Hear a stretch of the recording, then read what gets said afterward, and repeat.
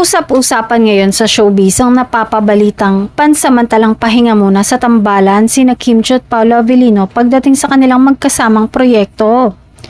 Matapos ang sunod-sunod na exposure at mainit na pagtanggap ng publiko sa kanilang tambalan, napagdesisyonan umano ng dalawa na maghinay-hinay muna at bigyan ng espasyo ang isa't isa para sa kanilang personal at professional na commitments. Sa katunayan, napag-uusapan na rin umano ng dalawa kung ano pang hindi nila nagagawa ng magkasama sa isang project. Isa sa mga nabanggit ay ang paggawa ng pelikulang may kakaibang genre. Isang proyekto kung saan pareho silang lalabas sa kanilang comfort zone bilang mga artista.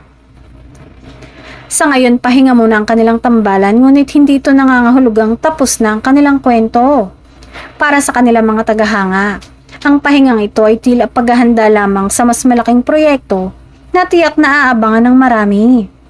Habang sila'y nagpapalakas at naghahanap ng bagong inspirasyon, nananatiling buo ang paniniwala ng fans na may mas maganda pang kabanata ang naghihintay para kina Paolo at Kim.